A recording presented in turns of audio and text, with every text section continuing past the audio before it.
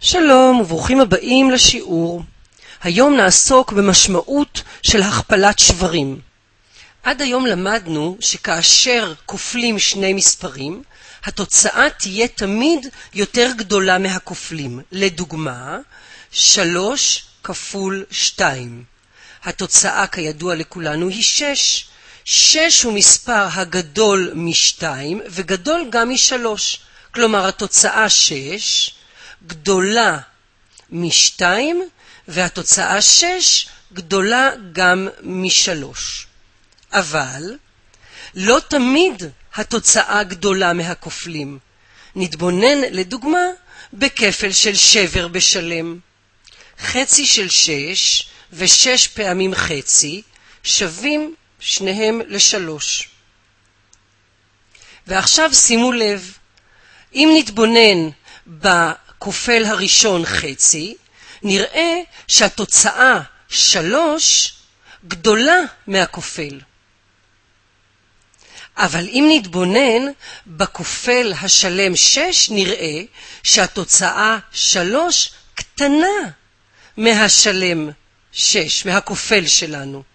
מכאן ניתן להסיק את הכלל האומר שכאשר מכפילים שלם בשבר, התוצאה תהיה קטנה מהשלם וגדולה מהשבר.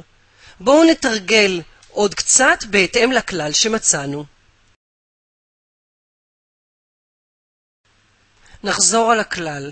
כאשר מכפילים שלם בשבר, התוצאה קטנה מהשלם וגדולה מהשבר. ועכשיו בואו נתבונן בתרגילים שלפנינו.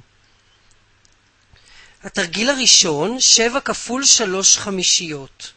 מה תהיה התוצאה לעומת 3 חמישיות? האם התוצאה גדולה מ3 חמישיות או קטנה מ3 חמישיות? אמרנו שכאשר מכפילים שבר בשלם, השבר גדל. התוצאה תהיה גדולה מהשבר. לכן נרשום פה תוצאה גדולה מ3 חמישיות. לעומת זאת נתבונן כאן, אותו תרגיל, הפעם אנחנו מתבוננים בשלם. האם התוצאה תהיה קטנה מ7 או גדולה מ7? אמרנו שכאשר מכפילים שלם בשבר, התוצאה קטנה מהשלם וגדולה מהשבר, אם כך התוצאה תהיה קטנה מ7. כי אנחנו לוקחים רק חלק מה7. ולתרגיל הבא, כאן אנחנו מכפילים שבר מעורב בשבר. אם כך, בשבר מעורב יש גם שלם, ודינו כדין כפל של שלם בשבר. ולכן על פי הכלל התוצאה תהיה גדולה משתי חמישיות. הכפלה של שבר בשלם. ולתרגיל האחרון בנושא זה, כאן אנחנו מתבקשים לכפול שבר בשבר.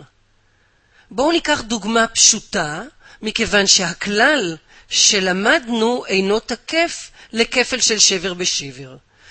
אם אנחנו רוצים למצוא כמה זה חצי מרבע, חצי מכל רבע, נקבל שמינית. שמינית התוצאה היא קטנה מרבע והיא גם קטנה מחצי. מכאן אנחנו מסיקים שכאשר כופלים שבר בשבר, התוצאה המתקבלת קטנה מהשברים, מהכופלים. מכאן שהתוצאה שנקבל בתרגיל זה תהיה קטנה מ3 רבעים. פשוט וקל. בואו נמשיך. ובאותו עניין, בואו נסתכל על הדוגמאות הבאות ונבדוק מי יותר גדול, קטן או שווה. נסתכל על הדוגמה הראשונה. נסתכל על התרגיל. 5 חמישיות הם בעצם 1 שלם. 5 חמישיות 1 שלם. 32 כפול 1 הם 32. כלומר, יתקבל פה שוויון. בואו נסתכל על הדוגמה הבאה. מספר שלם כפול שבר מעורב. כמובן שמספר שלם בשבר מעורב מתחבא מספר שלם כפול מספר שלם יהיה תמיד גדול מהמספר עצמו. ולדוגמה השלישית, יש לנו פה כפל של שבר בשבר. זוכרים מהשיעור הקודם, מהעמוד הקודם, שכאשר אנחנו מכפילים שבר בשבר, התוצאה קטנה מכל אחד מהכופלים. ולכן התוצאה תהיה קטנה משליש שנמצא פה. ולדוגמה האחרונה, אנחנו מכפילים שלם בשבר. מה יקרה לשלם כשמכפילים אותו בשבר? הוא יקטן, ולכן התוצאה של כפל שלם בשבר תהיה קטנה מהשלם עצמו. יפה וקל.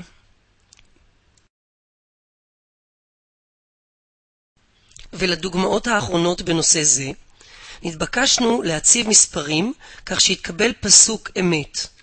להציב מספרים כך שיתקבל פסוק אמת. הציעו אפשרויות שונות כך שיתקבל פסוק אמת. בואו נבדוק.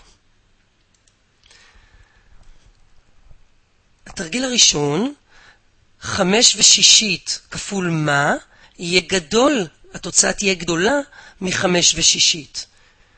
כדי להגדיל מספר שיש בו גם שלם, נצטרך להכפיל במספר שגדול מ1. ולכן נכפיל למשל ב2. 2 כפול 5 הם 10, בוודאי יהיו גדולים מ5/6. בואו נסתכל על הדוגמה הבאה. 3/4 כפול מה ייתן לנו מספר או תוצאה קטנה מ3/4.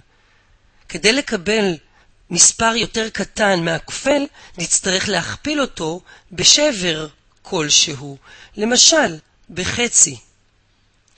נזכר, שבר כפול שבר נותן תוצאה קטנה תמיד מהשבר עצמו, מהכפל עצמו. ולדוגמה האחרונה, 6/3 כפול מה ייתן לנו מספר שקטן מ6/3. כדי לקבל מספר קטן משבר מעורב או מכל שבר שהוא, נצטרך להכפיל אותו בשבר. ולכן נכפיל למשל ברבע או בכל שבר אחר. פשוט וקל. נמשיך. נסכם. תוצאת הכפלת שלם בשבר גדולה מהשבר וקטנה מהשלם. נתבונן בדוגמה שלפנינו, חצי כפול 6 שווה 3. 3 קטן מהשלם מ6, ואותו 3 גדול מחצי. והכלל השני, תוצאת הכפלת שבר בשבר קטנה מהשברים.